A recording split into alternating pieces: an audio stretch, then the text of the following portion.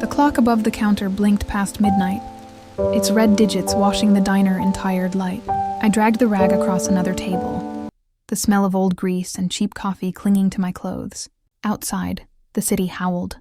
Sirens, wind, and a kind of loneliness that crawled beneath your skin. My tips for the night sat in a chipped mug beside the register. 8 crumpled dollars and a handful of coins. Rent waited like a predator I could never outrun. The heater coughed again, working as hard as I was. I glanced up when the door chimed, my heart leaping, expecting another drunk or night worker chasing warmth. But it was just a child, no more than 6, shoulders trembling beneath a too-thin coat, face blotched with tears. She slipped into a corner booth, hugging herself tight. No adult followed. For a minute, I just watched her. Maybe everyone else had already stopped noticing things like heartbreak in public, but I couldn't. I poured the last cup from the stale pot, its bitter scent curling in the air, and carried it to her. "Hey," I said softly. "This one's on the house." She blinked up at me, fear swimming in those 2 old eyes. "Mama said not to talk to strangers." "I'm not a stranger," I whispered, setting the cup down. "Just someone who knows what cold feels like." Her fingers wrapped around the mug, shaking. I smiled like it didn't hurt to see how small her hands were. The wind slammed against the glass, rattling the windows, and for the briefest second the lights flickered. I looked toward the street, empty except for shadows moving too slowly to be the wind. Something scraped against the glass. I turned back to the girl, but she was staring past me now, eyes wide, whispering something I couldn't catch. That was when the front door creaked again. Not a customer this time. The air changed, heavy and watchful. I didn't know it yet. But that small act, the warmth of a shared cup of coffee, was about to rewrite everything I thought I understood about safety, mercy, and the kind of men who watched you when you had nothing left to lose. The little girl's hands finally stopped shaking as the heat from the mug seeped into her fingers. She looked so fragile under the humming fluorescent lights, her lashes wet, her nose red from crying. I crouched beside her booth. "Is your mom nearby?" I asked. She shook her head. She said, "Don't turn around." The words chilled me more than the draft leaking under the door. Before I could ask what she meant, a bell rang from the kitchen, Jerry yelling that my shift was almost up. I straightened, and when I looked again, the child's seat was empty. The door at the far end swung gently, the kind of swing that said someone had left in a hurry. I hurried to the window, scanning the street, but only caught a glimpse of a woman herding the girl into a dark car. The child looked back once. Her small hand pressed to the glass left a faint mark, a print smudged with something dark. When I rubbed it with the rag, my stomach dropped. Blood. I grabbed my phone, thinking to call someone, but stopped. What would I even say? A stranger's child left a stain and vanished? The police didn't waste resources on the broke waitress who could barely afford new shoes. I finished cleaning the tables in silence, keeping one eye on the window. Each passing car sprayed puddles, headlights flashing like interrogation lamps. When I finally stepped outside, the air sliced through my jacket. The streetlight buzzed, and for a second, I saw a silhouette standing across the road. A man in a black coat, his face hidden in the dark. He wasn't moving, just standing there, watching. "Can I help you?" I called, forcing my voice not to tremble. No answer. Only the echo of my own voice bouncing between buildings. I blinked against the drizzle, and when I looked again, he was gone. I spent the bus ride home replaying that moment. The blood, the strange warning, the child's fearful eyes. I told myself it was nothing, a coincidence, a night gone strange from exhaustion. But deep down, I felt something had shifted. My apartment greeted me with flickering lights and the smell of burnt coffee. I changed into my old sweater and sat at the table with my bag of coins, trying to stretch them into next week's rent. When I reached for my purse to count again, I noticed a folded napkin tucked beneath it. White paper smudged with red. It wasn't mine. My breath caught as I unfolded it. Scrawled across the center, in thin, uneven writing, "Don't talk. Don't trust anyone in black." The same napkin from the diner. The blood wasn't dry yet. The warning pulsed in my brain, sharp as static. I ran to the window, peering down at the failing streetlights below. A car idled 2 blocks away, lights off. I couldn't see who was inside, but I could feel them watching. I shut the curtains, every nerve fighting the urge to call for help. Instead, I just sat there, gripping the napkin until it tore in my hands. When I tried to sleep, the city's noise refused to let me.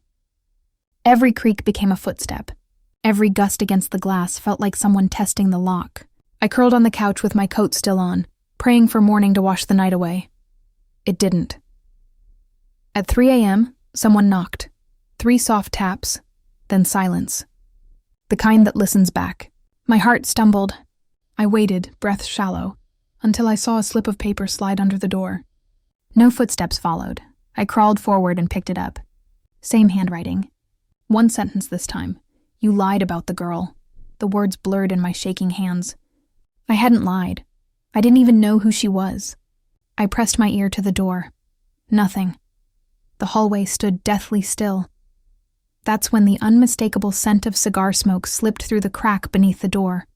Expensive. Sharp and utterly out of place in a building full of forgotten souls. And in that moment, I knew it wasn't over. Someone had decided I mattered now. And in this city, attention from the wrong man was far more dangerous than being invisible. The morning sun didn't feel like light. It felt like exposure. My eyes stung from the sleepless night, the smell of stale smoke still lingering near the door. I swept the apartment twice, checking behind furniture like someone who already knew she had a reason to be afraid. Nothing, just the empty sound of my own breathing. I tucked the notes, the bloodied napkin, and the one from under the door, into my apron pocket before heading back to the diner. Routine was safer than imagination. At least that's what I told myself. The bell above the door chimed the same tired tune when I walked in. Only 2 customers nursed their coffee, and the hum of the fridge filled the silence.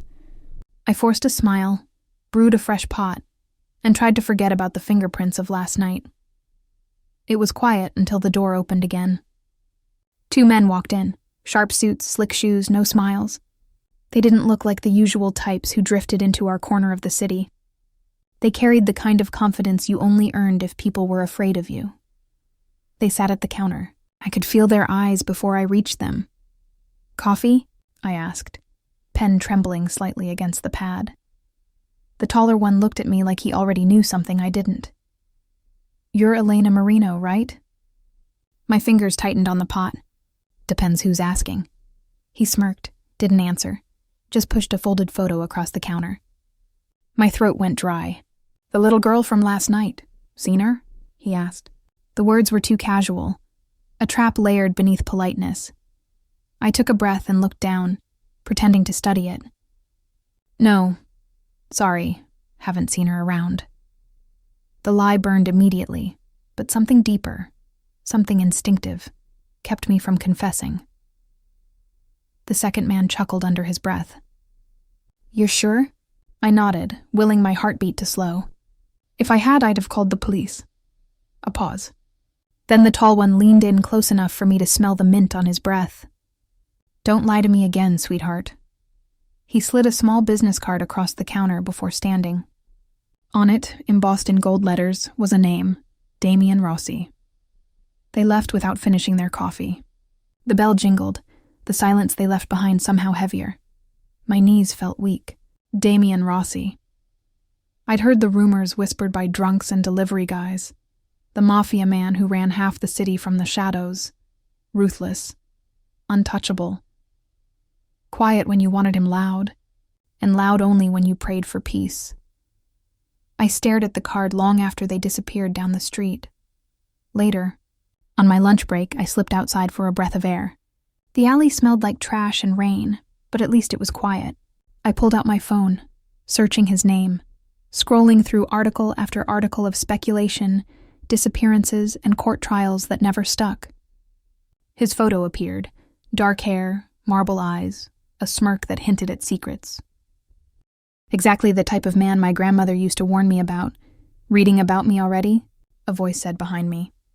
I spun, the phone nearly slipping from my hand. He stood there in a charcoal coat, leaning against the brick wall, the real man from the photograph. Damian Rossi. My mouth went dry. You shouldn't just appear like that." He smiled faintly. "You shouldn't lie." I tried to step back, but the wall stopped me. "I don't know anything about that girl." She came in, had coffee, and left. His gaze lingered on my face, calm but piercing. "And left blood on your counter.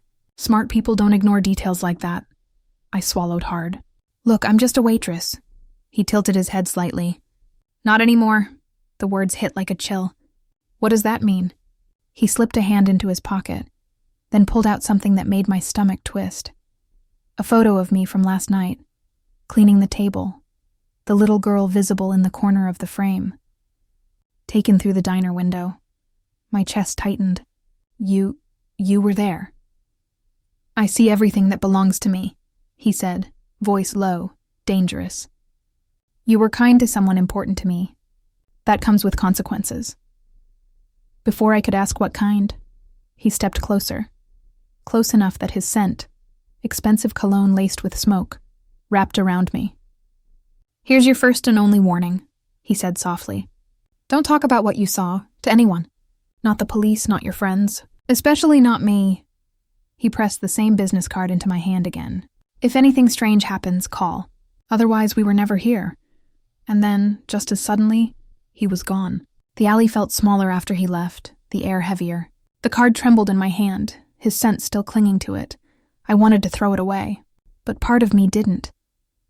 Because behind the threat buried in his words, there had been something else, something dangerously close to protection.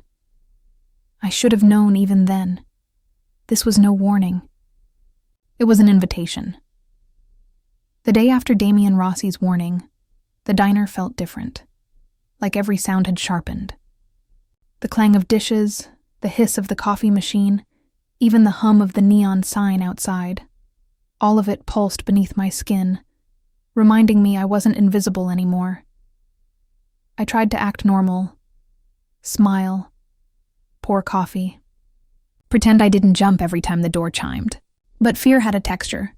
It settled on the tongue, coated the throat, made breathing heavier. By evening, the storm outside had gathered strength. Rain splattered against the windows in sheets, blurring the world into watercolor. The regulars had paid up early and Jerry let me close alone. I didn't mind. Being alone was what I did best. Or so I thought. Halfway through wiping the counter, the faint tinkle of the doorbell froze me. He walked in like the storm belonged to him. Dark coat, rain dripping from his hair, eyes blacker than the coffee pot I nearly dropped. Damian Rossi. "You," I whispered before I could stop myself. He smiled slightly, the kind of smile that said he was used to owning everything he looked at. "Me," I straightened. "If you came to threaten me again, I came for coffee." He slipped into a booth, ignoring the shocked look on my face. Black, no sugar. My hands trembled as I filled the cup.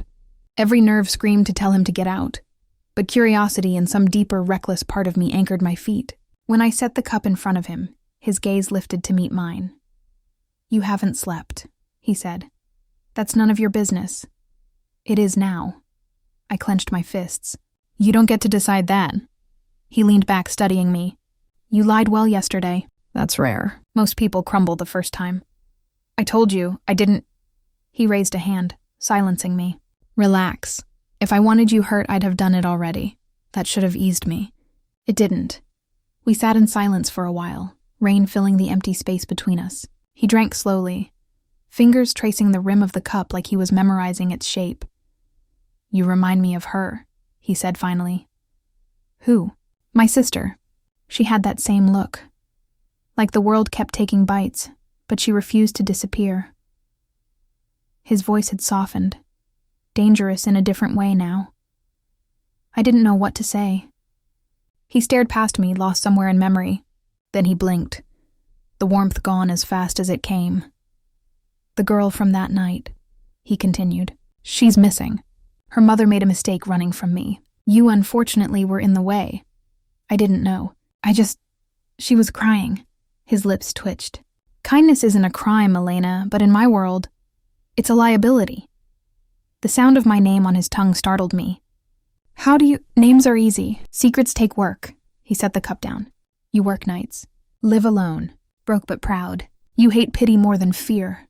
Anger surged, cutting through the edge of dread. You had someone watch me? He shrugged lightly. Protection. Observation. Call it whatever helps you sleep.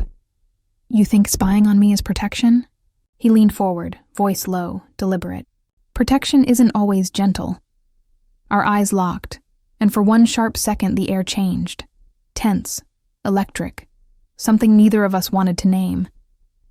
You shouldn't be here, I whispered. People will talk. Let them. His tone softened. They already do. He reached into his coat and pulled out a small envelope. If anything happens again, strange cars, calls, notes, deliver it to the address inside. Don't call the police. Why me? Why involve me at all? Because, he said quietly, I don't like debts, and you're owed protection for that coffee. I didn't know whether to laugh or cry. He said it like a man confessing affection instead of obligation. I took the envelope, the paper warm from his touch. He stood, tossing a few bills on the counter, far more than the coffee cost. Keep the change. Consider it hazard pay, I hesitated. Will I see you again? His eyes lingered on me, unreadable. Only if something goes wrong. And then he was gone, leaving behind the faint scent of smoke and rain, and a heat I couldn't explain fluttering beneath my ribs. As the storm settled into a softer drizzle, I locked up the diner. When I turned to close the blinds, I thought I saw him again, across the street, half hidden under an umbrella, watching. A car rolled by, splashing water onto the curb, and when I looked again, he'd vanished. But some part of me knew he hadn't gone far. Because that night, before sleep claimed me, I noticed a shadow move just outside my window, tall, patient, and burning with the same dark quiet that haunted his eyes. And in that moment, I understood. Damien Rossi wasn't warning me anymore. He was claiming me. The next few days blurred together, work, fear, sleepless nights, and constant glances over my shoulder. I told myself the world hadn't changed, that danger only lived in my imagination. But the world had a way of reminding me it always watched back. It started with the phone calls. No one spoke, just the faint static of a line opened too long. Then came the footsteps at night, soft and measured, pausing outside my door like whoever stood there was deciding whether to knock. I began sleeping with the light on. By the fifth night, exhaustion won over fear. I managed an hour of dreamless sleep before the crash of shattering glass jolted me awake. My window, broken. A rock lay among the shards wrapped in paper. I unrolled it with shaking fingers. You were told not to lie. Before I could react, headlights flashed across the walls. A black car idled outside. The passenger door opened, and Damien Rossi stepped out, his silhouette soaking in the rain like it belonged to him. He didn't knock. He just looked up at the shattered window and said, "Get dressed." What? My voice came out hoarse. He stepped closer, his voice level. "You're coming with me." "I'm not... Elena." He said my name with quiet finality, the kind that didn't invite argument. "They know where you live. You can stay here and die scared, or come with me and be scared somewhere safer." The word safer hardly seemed to fit in his mouth, but when another pair of headlights appeared at the end of the street, creeping forward in silence, I stopped hesitating. I grabbed my jacket and followed. Inside the car, the air was warm and smelled faintly of smoke and leather. His driver never spoke, just guided us through rain-slick streets. I kept my hands folded tight in my lap. Damien sat beside me, calm as ever, his gaze fixed ahead. "Who are they?" I asked finally. "People who want leverage," he said. "That girl you helped, she's more valuable than you can imagine." "And what does that make me?" His eyes flicked toward me. "Collateral, which means you're my responsibility now." I laughed, breathless, bitter.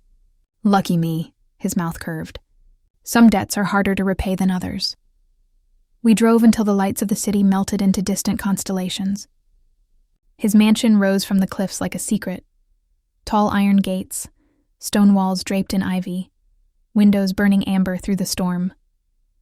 When the car stopped, I didn't move. "You really think I'll be safe here?" "No," he said simply, "but safer than out there." Inside, warmth replaced the night's cold edge. The rooms weren't what I expected. No gaudy gold or velvet, just clean lines, marble floors, shadows flickering from the fireplace. Elegant, quiet, lonely, like him. He led me to a small sitting room overlooking the sea. Waves crashed below, the glass trembling with their rhythm. "You'll stay here," he said. "Don't open the door for anyone but me."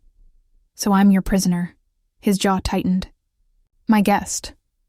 "Right, the kind who needs guards at the gate." He didn't answer. I followed him into the kitchen, where he poured 2 glasses of amber liquid and slid one my way. "For your nerves," I stared at it. "You think whiskey fixes everything?" "It fixes nothing," he said quietly. "But it makes truths easier to swallow." He downed his in one go. I didn't touch mine. Silence settled between us again, heavy but charged. When I finally looked at him, really looked, I saw the exhaustion behind the control, the faint shadow under his eyes, the lines of a man who carried too many ghosts. "Why help me?" I asked softly. "Really?" He met my gaze, and for a heartbeat, something raw flashed through his composure. "Because you reminded me that not everything lost is gone forever." I didn't understand. Not yet. But the warmth in his tone left me without breath. A sudden knock echoed through the hallway. His posture changed instantly, sharp, alert. "Stay here," he said, already moving toward the door. I waited, pulse racing. Muffled voices drifted in, Damien's low control against someone else's rapid, anxious rhythm. Then silence. When he returned, his expression was unreadable. "We leave at dawn," he said. "Why?" "They know I have you." He moved past me, the faint scent of smoke trailing with him. "And that means you're bait now. Or something worse."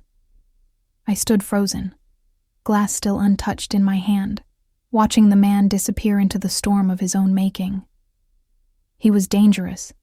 Every instinct told me to run, but standing in that mansion, hands trembling and heart thundering, I realized the truth that scared me more than the threat itself. Part of me already trusted him, and that, more than anything, was the mistake I wouldn't survive. Dawn arrived gray and reluctant, light bleeding across the ocean like a wound that refused to close. I hadn't slept. My thoughts kept circling the same point, somewhere between fear of the men who wanted me dead and fear of the man who saved me. Damien hadn't returned to check on me during the night, but I'd heard his footsteps pacing down the hall, steady as a heartbeat. When he finally appeared at sunrise, he looked carved out of steel, coat buttoned, jaw set, eyes unreadable. "We're leaving," he said. "To where?" "Somewhere the people chasing you can't find you. Yet." He didn't wait for me to answer. I followed him down the marble hall, past portraits whose eyes seemed to follow me. The driver held the back door open, and soon the car was gliding down winding coastal roads. Mist rose from the cliffs, swallowing the view. After a few minutes of silence, I asked, "You said the girl I helped was important. How?" He rested his wrist on the window edge. "Because her mother isn't who she pretended to be. She crossed me, stole something valuable, and ran. You just happened to share a cup of coffee with her daughter." "You mean she stole money?" "Not exactly." His gaze lingered on me in the rearview mirror. "Information," I frowned. "You mean files or something?"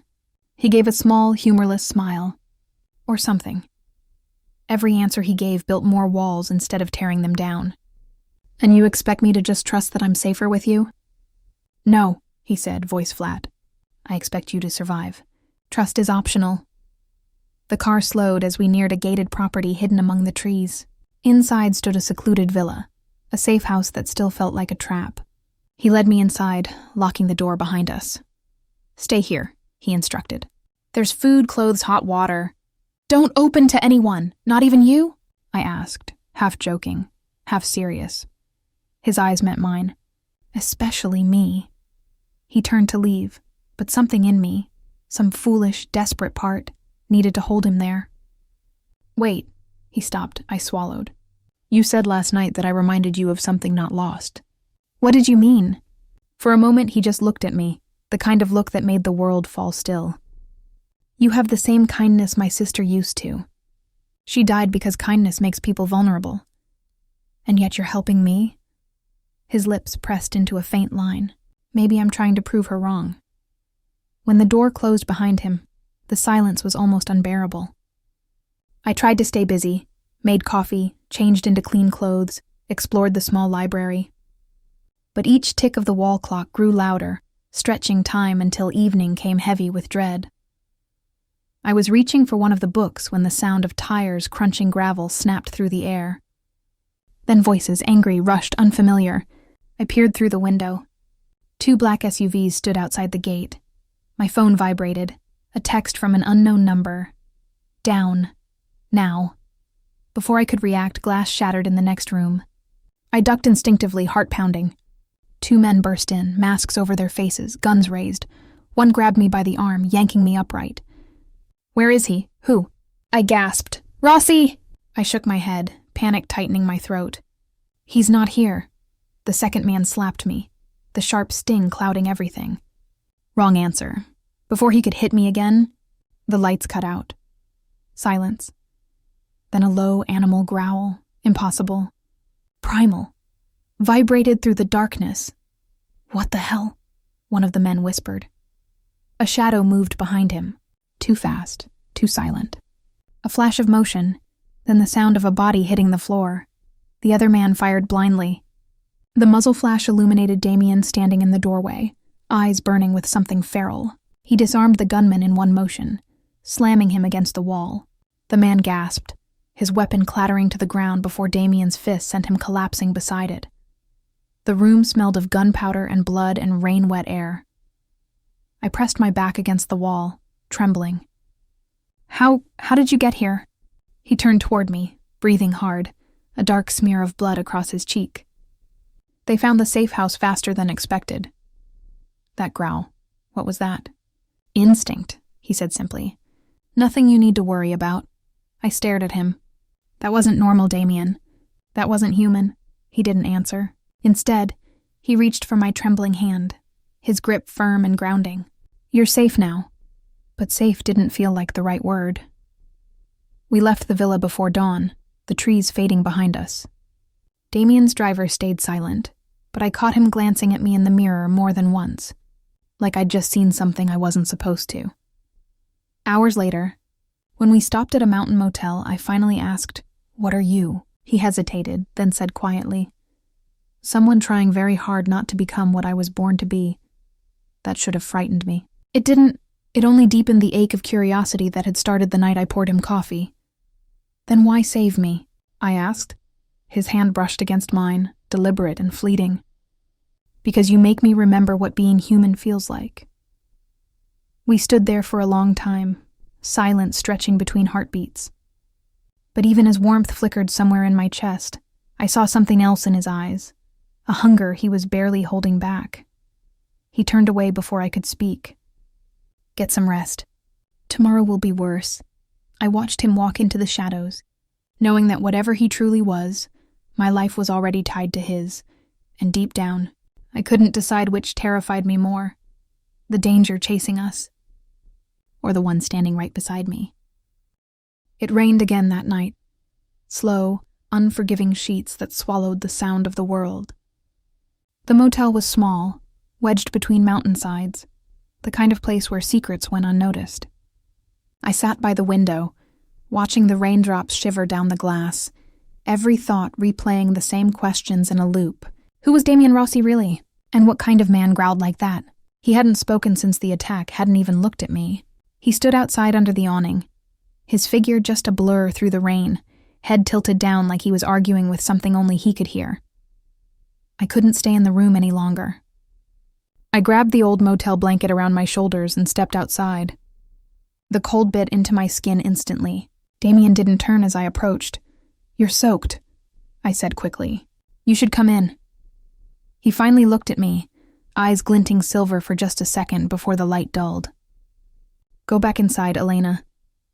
I'm not leaving you out here. It's not me you should fear standing beside." His voice was quiet, strained. "You saw what happened back there." I nodded slowly.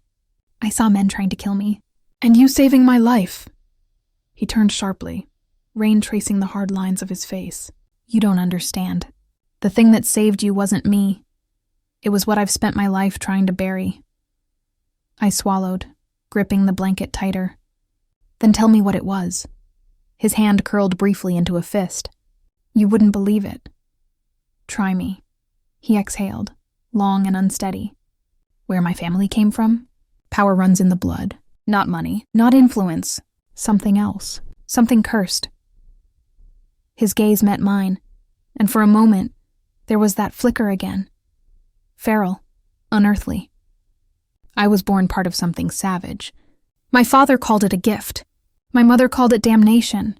You're saying you're a monster, he cut in, voice sharp. Half man, half wolf. The Rossi family line isn't built on fear because of the guns we hold. It's what we become when the moon rises. The words hung between us, trembling like the rain. I wanted to laugh, deny, run, but I didn't, because something deep down already knew. The growl I'd heard, the way he'd moved, it hadn't been human. He looked away, jaw tightening. Now you understand why I didn't want you this close. You've seen behind the curtain. People who do rarely live long enough to regret it. I stepped forward anyway, heart pounding. Then why save me at all? His expression broke, just for an instant, because you looked at me like I was human. The sound of his words hit harder than the thunder rolling above us. For a moment, all I could do was stare at him, my chest tightening with something that wasn't quite fear anymore. Damien, I whispered, taking another step. Whatever you are, you still protected me. That doesn't make you a monster. You don't know what it costs, he said. Every time I use what I am, it eats more of what I'm trying to keep alive. The man. The rain softened between us, falling in shrouded silence. Then let me help you keep him. His breath hitched, his eyes snapping to mine. I felt the weight of that confession settle in the space between us. His hand rose, hesitating near my face before falling away. He turned to the dark mountains. They won't stop coming for you. Whoever leaked your name, someone inside my circle wants you gone. This isn't about a child anymore. It's about leverage against me. Then they're trying to hurt you through me. Yes, he admitted bitterly. And it's working. Thunder cracked overhead, shaking the motel's gutters loose. Damien flinched, pressing a hand to his temple, breathing unevenly. His body tensed, muscles twitching like something beneath his skin demanded release. His pupils narrowed, edges glowing faintly. Damien? He stumbled back, shaking his head. Stay away. What's happening to you? Moon's close, he gritted out. Too close. I can't. Instinct overrode reason. I caught his hand before he could pull away. His skin burned with unnatural heat, veins pulsing violently beneath. His breath came in short, animalistic gasps. Let me help. He jerked his hand away, eyes wild. If I lose control, I'll hurt you. I don't believe that. He slammed his palm against the wall, cracking the plaster. You should. For a second, the rain drowned out everything, the world holding its breath. Then he staggered back, trembling, forcing air through his teeth, the struggle written across his face. Slowly, painfully, his voice broke through again. You need to go inside. Lock the door. I didn't move. Not without you. Elena, he hissed, desperation cutting through the authority. Please. The word please shattered every wall left between us. I reached up, pressed my hand to his cheek, and whispered, Then fight for me. Something shifted in his eyes. He shuddered, head bowing, the tremor subsiding little by little. When he finally looked at me again, the silver was gone, leaving him only human, and more broken than before. You have no idea what you just did, he said hoarsely. Then tell me. You stopped the change. The words felt unreal, yet the proof stood trembling before me, breath clouding in the cold. He stepped back, running both hands through his hair, exhaling like he'd just survived drowning. For once, he said softly, you should listen when someone tells you to be afraid. I'm not afraid of you, I said quietly. You should be. Maybe he was right. Maybe kindness was my curse. But as I stood there, letting the rain wash over both of us, I knew fear wasn't what I felt. It was something far more dangerous. Trust. Inside, By the time the rain faded, the distance between us had changed forever. I didn't say it out loud, but the truth hummed beneath every heartbeat. I wasn't just tangled in his world anymore. I was tangled in him, and I suspected, though he'd never admit it, that he felt it too. The storm dulled by morning, leaving the motel wrapped in fog. Birds sang somewhere above the dripping trees, soft and hesitant, like even they weren't sure if the worst was over. Damien had gone quiet again, pacing near the window like a caged animal trying not to remember it was trapped. I sat on the bed, legs crossed, pretending to read the paper I'd found in the lobby. In truth, I couldn't stop watching his reflection in the glass. He moved differently now, careful, restrained, as though every gesture was chained to control. "You didn't sleep," I said finally. He didn't look at me. "Couldn't risk it." "Risk what?" His faint smirk didn't reach his eyes, waking up less human than I started. I folded the paper. "You make it sound like being human is the better half of you." "It is," he said quietly. "Or used to be." The air between us still held the weight of last night. The confession, the almost change, the touch that had somehow steadied him. I wanted to ask what would happen next, but part of me dreaded the answer. Instead, I said softly, "You should rest. I'll keep watch this time." Damien finally turned toward me, studied me with that dark, piercing calm that always made my pulse stumble. "You don't understand what keeping watch means in my world. Then teach me." He let out a low breath, half amusement, half exhaustion. "You really don't scare easy, do you? Maybe I'm just too tired to be afraid." He moved closer, slowly, deliberately, until the fog-washed light touched his face. There was warmth in his eyes now, diluted by something almost like guilt. "If I let you stay close to me, you'll lose more than sleep, Elena." I stood, heartbeat picking up. Then maybe I already have. Something in him shifted at that. Less predator, more haunted man. He looked down for a moment, then turned toward the kitchenette. "Eat something," he said, voice gentler. "We'll move at sunset, but I didn't sit. You saved my life twice now. That means something, Damien. It should mean something." He froze mid-motion, fingers tightening around the edge of the counter. "It means I've made you a target." "Then we're both targets," I said. "At least neither of us is alone." He released the counter, turning to face me slowly. I told myself I'd stay detached. That you were a problem to fix, not a person to protect. His voice dropped lower, dark and confessional, but every time you open your mouth, you make it harder to pretend. The way he said it, raw, almost broken, made my breath catch. For a long moment we didn't speak. The air pulsed with something fragile and fierce. I knew one move would shatter it completely, and maybe that was exactly what I wanted. He looked away first. "It's better this way," he murmured. "Until I know where the leak came from, no one can know you're with me."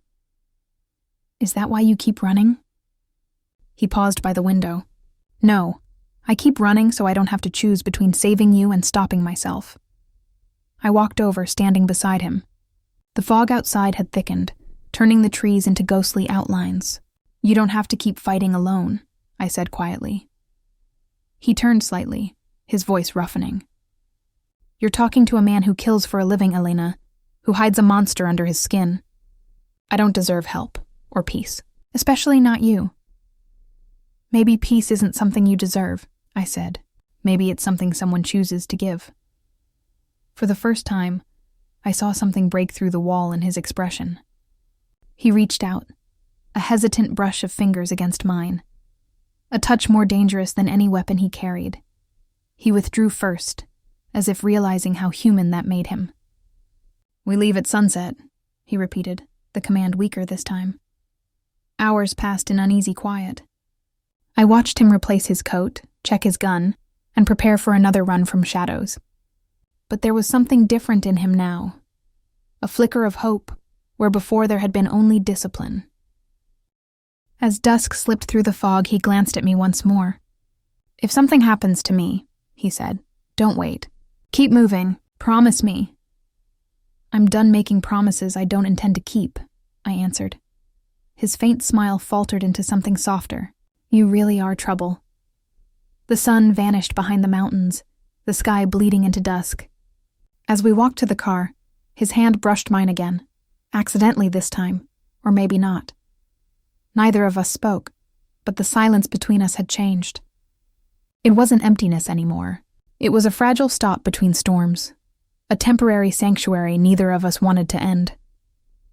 We left before the sun broke the sky, moving through the fog-wrapped roads like fugitives. Damien drove fast but careful, his eyes flicking to the mirrors every few seconds. The car's hum filled the silence between us, the kind of quiet that pressed like a weight on my chest. I tried to speak, to ask where we were headed, but the look on his face, tight jaw, distant stare, told me not to. Outside, the trees stood like sentinels. Every bend in the road felt like a held breath waiting to break. Only when the first streak of light pierced through the mist did he slow. We're almost there, he said. Where? An old estate my family used before I took control. No one alive should remember it exists. Should, I echoed, glancing at the passing shadows. That's comforting. His lips twitched. It's the best I can do. Something in his tone cracked open a truth I hadn't realized until then. This wasn't a man used to running. This was a man used to being chased but never cornered. The fact that he was starting to look over his shoulder scared me more than any threat could. We reached the estate just as the sun began to break over the hills. It stood hidden among ruins and roses gone wild, iron gates dull with age. The place looked like it had been abandoned for decades, the windows dark, ivy clawing up the walls.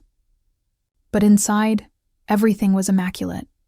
Clean floors, stocked shelves, the faint scent of smoke lingering in the air. Damien moved through the rooms, checking locks and corners. His movements were methodical, lethal, precise. Watching him like that, so controlled, so capable, I realized how deeply the beast and the man coexisted. He never wasted motion, never turned his back on an open doorway. When he finally stopped, his voice softened. You'll stay in the west room. Closest to the woods, but safest from the road. I crossed my arms. You're not planning on sleeping, are you? He didn't answer, which said enough. That night, exhaustion pulled at me, but unease kept me half awake.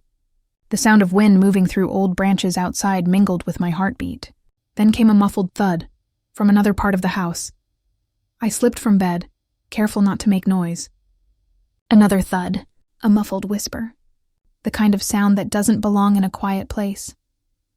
Before I could call for Damien, a hand clamped over my mouth, dragging me back. The cold press of metal touched my neck. Quiet, a man hissed. Where's Rossi? I froze, pulse roaring in my ears. I don't... The man yanked me closer, snarling. He took something that wasn't his. Where is it? Before I could answer, a low rumble shook the air, a growl that came from the dark hall behind us. The man stiffened. The temperature seemed to drop. I felt it then, an almost tangible awareness that he was here. The man pulled me tighter, shifting the blade against my skin. Come out, Rossi, he sneered, or I opened the girl's throat. Footsteps, slow and deliberate, echoed through the hall. A shadow unfolded from the doorway, broad and silent. Damien's voice, calm and cold as marble, filled the room. Let her go, the man laughed. Or what, you'll shoot? You don't... He didn't finish. In a blink, Damien was across the room. The sound of breaking bone followed, the knife clattering to the floor, the man's scream silenced almost immediately. I backed against the wall, trembling. Even in the half-light I saw it. The faint glimmer of silver in Damien's eyes, the shape of claws half-formed at his fingertips. It wasn't full transformation. It was something in between, controlled and terrifying in its restraint. He straightened slowly, chest heaving, forcing himself back into composure. Are you hurt? I shook my head, too stunned to answer. He turned toward the blood on the floor, expression flat. He wasn't alone. They'll come again. The way he said it made me realize this wasn't a fear.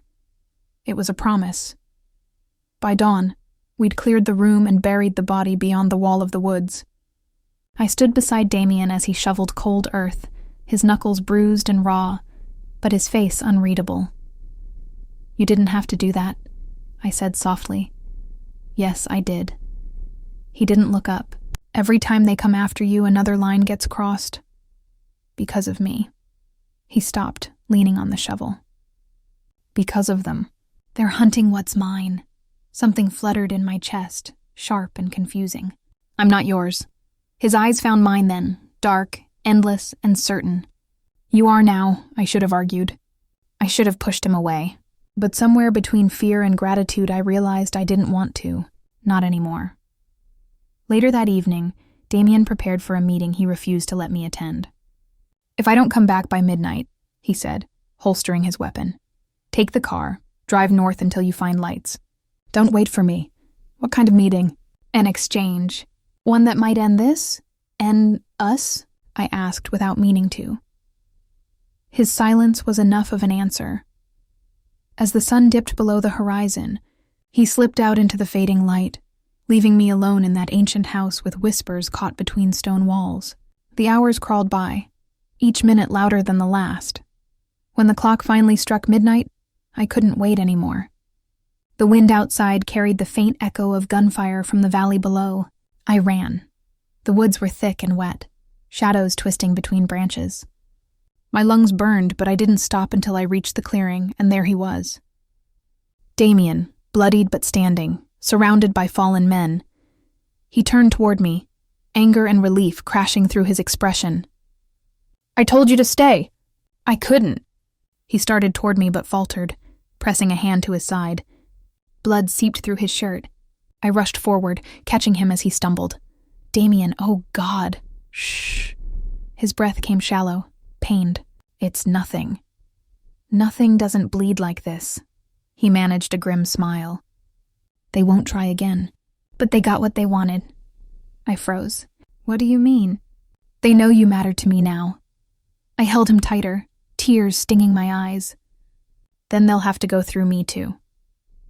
His hand came up, brushing my cheek with soft finality. "That's what I'm afraid of." The first light of dawn crept through the trees, and with it, the realization that survival and love had become the same thing, and both came with a cost neither of us were ready to pay. The night burned red over the valley. Smoke rose in thin trails from the hills, the scent of gasoline and gunpowder clinging to the air.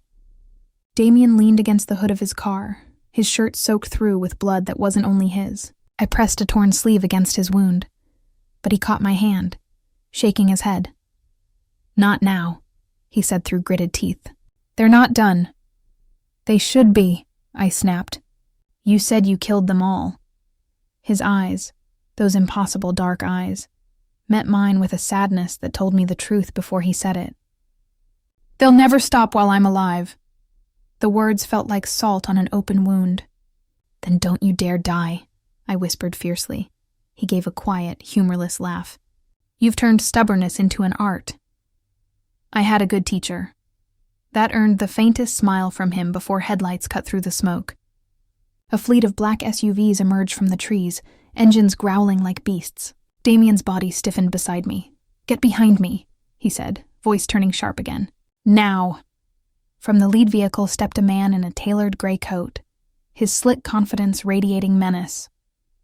He clapped slowly. "The infamous Damien Rossi. You've made this too entertaining." "Lucien," Damien said darkly. The name dripped venom. Lucien stopped a few feet away, eyes flicking between Damien and me. "So the rumors are true. You actually brought the girl." My stomach dropped. The girl. That was all I was to them. Lucien grinned, showing teeth too white. "Do you know what your savior really is, sweetheart? He built his empire on violence, on bloodlines older than reason, and now he's breaking his own rules, for you." "Stop talking," Damien growled. "Oh, I intend to." Lucien's hand lifted, signaling his men. They raised their weapons in unison. "End it." The first shots cracked through the night. Damien spun, pulling me down behind the car as glass exploded above us. He returned fire, precise and brutal, but there were too many. Dark shapes circling through the smoke, closing in. I felt the panic rising, sharp and cold. But Damien was something else entirely. Steady, focused, alive in the chaos. He moved like water through fire, relentless. Still, for every man he dropped, 2 more advanced. When one came too close, I didn't think. I grabbed the gun from the ground and fired. He fell, and the sound of it froze me. My first kill. My hands shook, a small, broken gasp leaving my throat. Damien was there in a heartbeat. "Don't look," he said, gripping my shoulders. "You did what you had to do." Before I could answer, Lucian's voice carried over the chaos. "She's already one of us now, Rossi. You can't protect her from this world. She's drenched in it." Damien's eyes darkened, the silver glint flaring again, his voice a snarl. "You don't get to touch her." Something inside him snapped. I watched as his body arched, trembling, breath ragged, his eyes ignited like molten mercury, his veins pulsed black beneath his skin. "Damien, don't," I whispered. His gaze found mine. For a moment he looked human again. "Close your eyes." I shook my head, tears cutting through soot on my cheeks. "Don't do this for me," a whisper of a smile. "I'm not. I'm doing it because they'll never stop otherwise." And then the sound came, that deep, gut-born growl that shook every part of me. The air bent around him, vibrating, humming with unnatural energy. His bones shifted, his frame expanding, muscles tightening under skin that rippled with living shadow. A wolf, massive, terrifying, beautiful, erupted from where he stood, fur black as smoke, eyes burning silver. Lucian's men screamed. They fired wildly as Damien lunged into them. The forest became a storm of gunfire and sound, cries, crushes, the snapping of bone. He moved like vengeance itself, unstoppable, merciless. I should have looked away, but I couldn't. Even as horror scraped my lungs raw, I understood the truth he'd tried to hide. This wasn't an animal unleashed. It was Damien, all of him, unmasked, unrestrained, free. Lucian stood frozen as the beast approached, his weapon shaking. "You think killing me will change anything?" The wolf's eyes, his eyes, flashed once with something almost human. Then he struck. When it was over, silence came like an aftershock. Smoke curled against the dawn light. The field was wrecked, bodies, broken vehicles, blood soaking the dirt, and in the center of it all stood Damien, the monster and the man both visible in his trembling frame. "Damien," I called softly. He turned to me, staggering forward. His hands, his human hands now, dripped crimson. His skin was pale, veins faintly silver beneath. I ran to him, catching his face in my palms. "You did it," I whispered. "It's over." He looked at me like he wanted to believe that. But his breath was shallow, his balance faltering. "No," he murmured. "You don't kill men like Lucian without taking his place on the board. They'll come again, only stronger." I shook my head, tears blurring my vision. "Then we'll keep running." He tried to smile, but it came out as a grimace. "You don't understand. There's no running from what I am." I pressed my forehead to his. "Then don't run, stay." Something wavered in his eyes, an emotion pure and unbearable. His thumb brushed the tear that slid down my cheek. "If I stay," he whispered, "the world will turn you into me." "Maybe I don't mind." He exhaled, broken, shaking. "You should." The first rays of sunlight cut through the smoke, casting us in gold and ash. Damien's pulse faltered under my hands. No, don't you dare." He caught my wrists, voice fractured but clear. "If I lose myself again, promise you'll stop me." "I can't." His grip weakened. "You must." The tears came hard then, shaking my voice. "Please, Damien, don't ask me to kill you." He smiled faintly, eyes half closing. "Not kill. Save." His head fell forward, his breath shallow against my neck.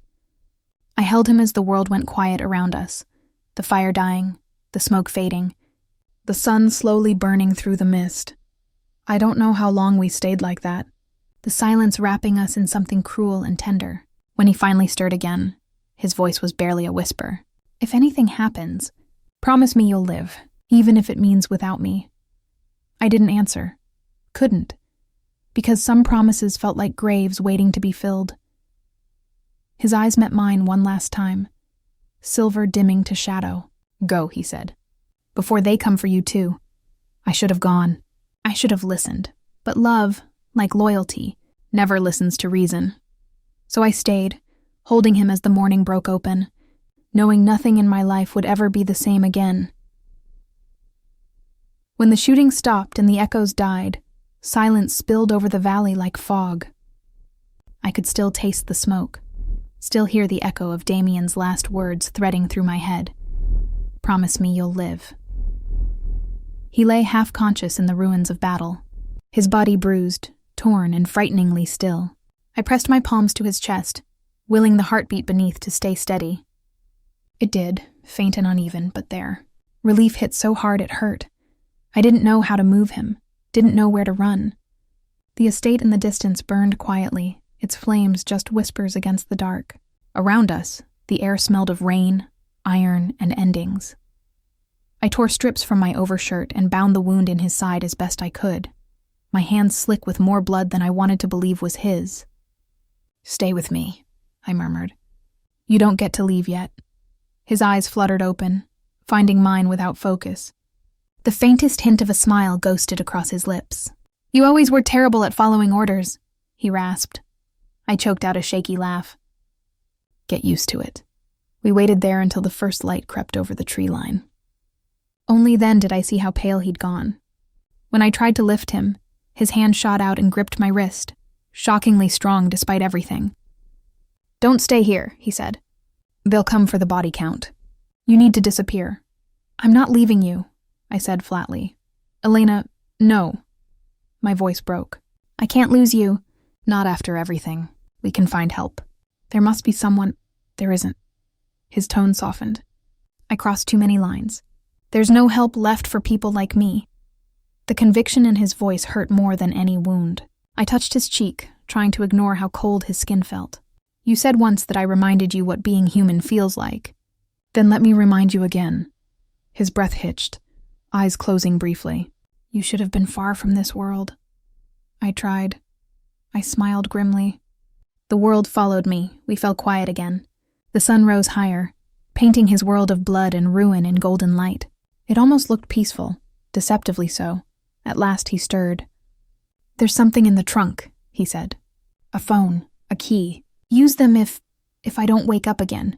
I squeezed his hand. "Stop talking like that." "I'm not dying," he said, a flicker of humor breaking through his exhaustion. "Just giving instructions to someone who never listens." "You talk too much for a dying man," I shot back. But the laughter that followed cracked halfway through. Somewhere in the distance, engines rumbled. Not close yet, but closer than before. The remnants of Lucian's men, or someone worse. I looked back at him. "We have to go." He lifted his head enough to meet my gaze. "You have to go." "I won't." "Elena," he said softly. "Everything I've done, the blood, the betrayal, all of it started because I thought I could protect what mattered. I was wrong. You can't be near me when the rest find out what happened to Lucian." "Then come with me," I begged. "Hide. Start over somewhere no one knows your name." He smiled faintly. "There's no version of me that knows peace. Only you." He touched the side of my face, thumb tracing the tear I didn't realize had fallen. "So I'll buy you time instead." "What does that mean?" But before he could answer, the ground trembled. The engines were right on us now. Damien struggled to stand, pushing off me with a growl of pain. "Get to the car," he commanded. "I'm not leaving you." He straightened as best he could, movements slow and deliberate, his presence somehow larger again despite his wounds. That wasn't a request. I hesitated, every nerve screaming that leaving him meant losing everything. But the look in his eyes, stern, pleading, quietly resigned, made the choice for me. I climbed into the car's driver's seat, fingers trembling over the wheel. He leaned in through the window, his face inches from mine, the exhaustion momentarily eclipsed by something fierce and human. "If I make it back, you will." He smirked faintly. "If I don't find the child again, the girl from the diner, she's the reason all of this started. Protect her. Damien, promise me." The world tilted as I whispered, "I promise." He nodded once, stepped back, and faced the approaching convoy alone.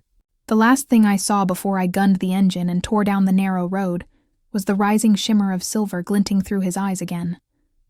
By the time I reached the main highway, the explosions behind me painted the horizon orange. It felt like driving away from gravity itself. Hours later, I pulled into an empty overlook.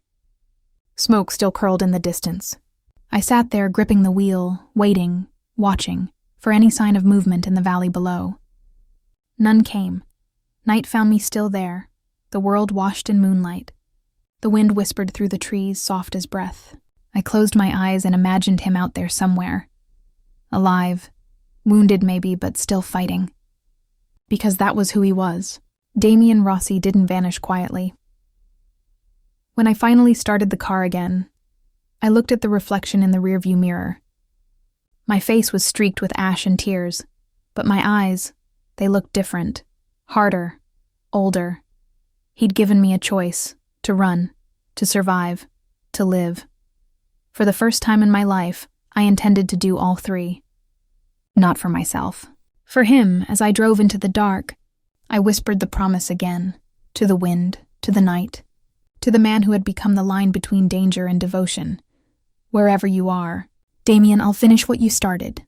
The road curved ahead, vanishing into the unknown. Somewhere beyond it, the world waited, dangerous, unkind, and full of ghosts. But for the first time, I wasn't the girl wiped invisible by survival.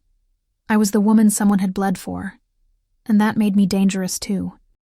Damien, don't, I whispered. His gaze found mine. For a moment, he looked human again. Close your eyes. I shook my head, tears cutting through soot on my cheeks.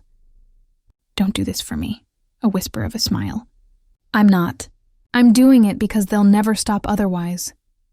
And then the sound came, that deep, gut-born growl that shook every part of me. The air bent around him, vibrating, humming with unnatural energy. His bones shifted, his frame expanding, muscles tightening under skin that rippled with living shadow. A wolf, massive, terrifying, beautiful, erupted from where he stood, fur black as smoke, eyes burning silver. Lucian's men screamed. They fired wildly as Damien lunged into them. The forest became a storm of gunfire and sound, cries, crushes, the snapping of bone. He moved like vengeance itself, unstoppable, merciless. I should have looked away, but I couldn't. Even as horror scraped my lungs raw, I understood the truth he'd tried to hide. This wasn't an animal unleashed. It was Damien, all of him, unmasked, unrestrained, free. Lucien stood frozen as the beast approached, his weapon shaking. You think killing me will change anything? The wolf's eyes, his eyes flashed once with something almost human. Then he struck. When it was over, silence came like an aftershock. Smoke curled against the dawn light. The field was wrecked. Bodies, broken vehicles, blood soaking the dirt. And in the center of it all stood Damien, the monster and the man both visible in his trembling frame. Damien, I called softly. He turned to me, staggering forward. His hands, his human hands now, dripped crimson. His skin was pale, veins faintly silver beneath. I ran to him, catching his face in my palms. You did it, I whispered. It's over. He looked at me like he wanted to believe that. But his breath was shallow, his balance faltering. No, he murmured. You don't kill men like Lucien without taking his place on the board. They'll come again, only stronger. I shook my head, tears blurring my vision. Then we'll keep running. He tried to smile, but it came out as a grimace. You don't understand. There's no running from what I am. I pressed my forehead to his. Then don't run. Stay. Something wavered in his eyes, an emotion pure and unbearable. His thumb brushed the tear that slid down my cheek. If I stay, he whispered, the world will turn you into me. Maybe I don't mind. He exhaled, broken, shaking. You should. The first rays of sunlight cut through the smoke, casting us in gold and ash. Damien's pulse faltered under my hands. No, don't you dare! He caught my wrists, voice fractured but clear. If I lose myself again, promise you'll stop me. I can't. His grip weakened. You must. The tears came hard then, shaking my voice. Please, Damien, don't ask me to kill you. He smiled faintly, eyes half closing. Not kill. Save. His head fell forward, his breath shallow against my neck. I held him as the world went quiet around us, the fire dying, the smoke fading, the sun slowly burning through the mist. I don't know how long we stayed like that, the silence wrapping us in something cruel and tender. When he finally stirred again, his voice was barely a whisper. If anything happens, promise me you'll live, even if it means without me. I didn't answer. Couldn't. Because some promises felt like graves waiting to be filled. His eyes met mine one last time, silver dimming to shadow. Go, he said. Before they come for you too. I should have gone. I should have listened, but love, like loyalty, never listens to reason. So I stayed, holding him as the morning broke open, knowing nothing in my life would ever be the same again. When the shooting stopped and the echoes died, silence spilled over the valley like fog. I could still taste the smoke, still hear the echo of Damien's last words threading through my head. Promise me you'll live. He lay half-conscious in the ruins of battle, his body bruised, torn, and frighteningly still. I pressed my palms to his chest, willing the heartbeat beneath to stay steady. It did, faint and uneven, but there, relief hit so hard it hurt. I didn't know how to move him, didn't know where to run. The estate in the distance burned quietly, its flames just whispers against the dark. Around us, the air smelled of rain, iron, and endings. I tore strips from my overshirt and bound the wound in his side as best I could, my hands slick with more blood than I wanted to believe was his. Stay with me, I murmured. You don't get to leave yet. His eyes fluttered open, finding mine without focus. The faintest hint of a smile ghosted across his lips. You always were terrible at following orders, he rasped. I choked out a shaky laugh. Get used to it. We waited there until the first light crept over the tree line. Only then did I see how pale he'd gone. When I tried to lift him, his hand shot out and gripped my wrist, shockingly strong despite everything. Don't stay here, he said. They'll come for the body count. You need to disappear. I'm not leaving you, I said flatly. Elena, no. My voice broke. I can't lose you. Not after everything. We can find help. There must be someone. There isn't. His tone softened. I crossed too many lines. There's no help left for people like me. The conviction in his voice hurt more than any wound. I touched his cheek, trying to ignore how cold his skin felt. You said once that I reminded you what being human feels like. Then let me remind you again. His breath hitched, eyes closing briefly. You should have been far from this world. I tried. I smiled grimly. The world followed me. We fell quiet again. The sun rose higher, painting his world of blood and ruin in golden light. It almost looked peaceful, deceptively so. At last he stirred. There's something in the trunk, he said. A phone, a key. Use them if I don't wake up again. I squeezed his hand. Stop talking like that. I'm not dying, he said, a flicker of humor breaking through his exhaustion. Just giving instructions to someone who never listens. You talk too much for a dying man, I shot back. But the laughter that followed cracked halfway through. Somewhere in the distance, engines rumbled. Not close yet, but closer than before. The remnants of Lucian's men, or someone worse. I looked back at him. We have to go. He lifted his head enough to meet my gaze. You have to go. I won't. Elena, he said softly. Everything I've done, the blood, the betrayal, all of it started because I thought I could protect what mattered. I was wrong. You can't be near me when the rest find out what happened to Lucian. Then come with me, I begged. Hide, start over somewhere no one knows your name. He smiled faintly. There's no version of me that knows peace. Only you. He touched the side of my face, thumb tracing the tear I didn't realize had fallen. So I'll buy you time instead. What does that mean? But before he could answer, the ground trembled. The engines were right on us now. Damien struggled to stand, pushing off me with a growl of pain. Get to the car, he commanded. I'm not leaving you. He straightened as best he could, movements slow and deliberate, his presence somehow larger again despite his wounds. That wasn't a request. I hesitated, every nerve screaming that leaving him meant losing everything. But the look in his eyes, stern, pleading, quietly resigned, made the choice for me. I climbed into the car's driver's seat, fingers trembling over the wheel. He leaned in through the window, his face inches from mine, the exhaustion momentarily eclipsed by something fierce and human. "If I make it back." "You will," he smirked faintly. "If I don't find the child again. The girl from the diner, she's the reason all of this started. Protect her. Damien, promise me." The world tilted as I whispered, "I promise." He nodded once, stepped back, and faced the approaching convoy alone. The last thing I saw before I gunned the engine and tore down the narrow road was the rising shimmer of silver glinting through his eyes again. By the time I reached the main highway, the explosions behind me painted the horizon orange. It felt like driving away from gravity itself. Hours later, I pulled into an empty overlook. Smoke still curled in the distance.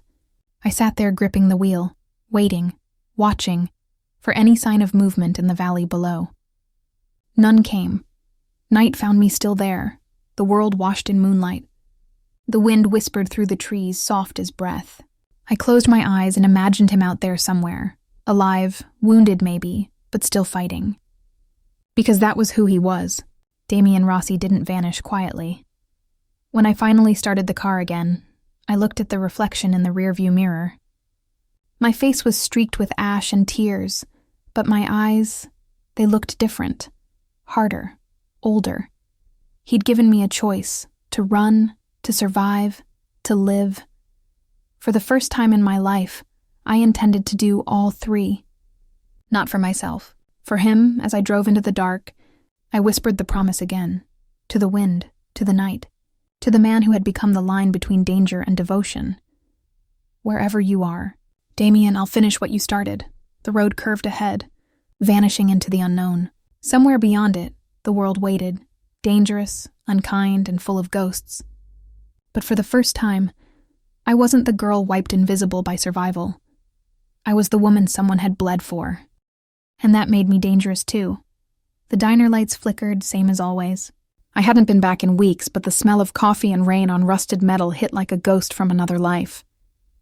The chipped mug sat where I left it, the counter scrubbed clean, and for a moment I almost believed none of it had happened, that I'd wake up tomorrow and Damien Rossi would be just a rumor whispered by men I'd never meet. But normalcy was a fragile disguise. The back door still creaked the same way, yet now I glanced twice before locking it. Every night I sat where he used to by the window. The habit wasn't conscious, it was instinct. On the surface, life had returned to routine. People came. People left. The waffles burned the same way they used to, but I'd changed in ways that didn't fade beneath diner lights. I didn't jump at every sound anymore. I listened. I didn't run. I waited. Because no matter how much time passed, the promise I'd made that morning still pulsed through me like a heartbeat. I couldn't silence. Protect the girl. Live for both of us. She found me 3 weeks later. It was late. Always late. Rain whispering against the windows. I heard the doorbell anyway. The sound carried differently that night. Softer, uncertain. I turned, towel still in hand, and froze. The child from that night, the crying girl with the too thin coat, stood in the doorway again. Older by what felt like years, but couldn't have been more than months. Her hair hung shapeless around her face, her wide eyes the color of sunset through smoke. "You remember me," she said quietly. I nodded. My voice cracked on a whisper. "Where's your mother?" "She's gone," the girl replied. "He sent me here." For a moment I couldn't breathe. Who? She reached into her jacket pocket and handed me a folded piece of napkin. The same kind I served coffee with that night. I already knew before I opened it. The handwriting was his, firm and elegant even when rushed. "She's safer with you. You know how to survive now. Keep her that way." And below the words, one phrase that made my heart stop entirely. "I'll find you when it's done." I sank onto the stool, the napkin trembling between my hands. The same napkin that had once warned me don't trust anyone in black. Now it was a promise instead of a threat. The girl watched me quietly. He said you'd protect me. I swallowed the ache in my throat. He was right. She slid onto the stool beside me and rested her small hands on the counter. Her nails were dirty, her knuckles bruised. He said they'll come for you too. A quiet smile tugged at my mouth, though it didn't reach my heart. They've tried before. Outside, thunder rolled across the sky. The diner lights flickered once, twice, and steadied. I took it as a sign. I poured us both a cup of coffee, hers mostly milk, and slid it across the counter. From now on, I said, my voice softer than the rain, you don't run alone. She sipped it like a ritual, eyes never leaving mine. Somewhere behind us, the doorbell chimed again. I tensed, my breath hitching. The clock read midnight. Through the glass, I saw nothing but the dark reflection of the abandoned street until faint smoke curled at the edge of shadow and a figure stepped from it, black coat. Rain dripping from his hair, eyes I'd know even through firelight. Damien. He didn't move closer, not yet. He just stood there watching us, the same way he had that first night when kindness had betrayed me to his world. Only this time there was something different in his gaze. Not the cold focus of a man guarding power, but the quiet burn of someone who'd walked through hell and found something worth coming back for. The girl noticed him first. It's him, she whispered, relief and fear tangled in one breath. Yes, I managed to say. My chest tightened, every part of me caught between disbelief and something far more dangerous, hope. He raised a hand, palm open, rain sliding down his wrist. I pressed mine to the window without thinking. No words reached through the glass, but I didn't need any. The message was there, in his faint, exhausted smile, in the silver flicker that danced on the edge of his eyes, yet somehow stayed controlled. Alive. Not free, not safe, but alive. The bell over the door trembled faintly as if deciding whether to ring. But it didn't. He turned and walked back into the rain, shadow melting into the darkness beyond the streetlights. I didn't chase him this time. I didn't need to. Something told me he hadn't left. Not really. The girl looked at me, eyes wide. Will he come back? Yes, I said, the word steady as pulse. When it's time. I tucked the napkin into the pocket over my heart, where the corner brushed against my skin like a promise burning to be kept. Then I smiled down at the girl, the child who'd started it all, and reached for her hand. Finish your coffee, I said. We've got a long night ahead. Lightning flashed outside, the storm breaking into full fury. But for the first time since that night in the diner, I wasn't afraid of the dark, because even in the world Damien Rossi came from, wolves, blood, empire, and sin, some loyalties never died, and one way or another, he would find his way back to me. Eventually, everyone in his world did.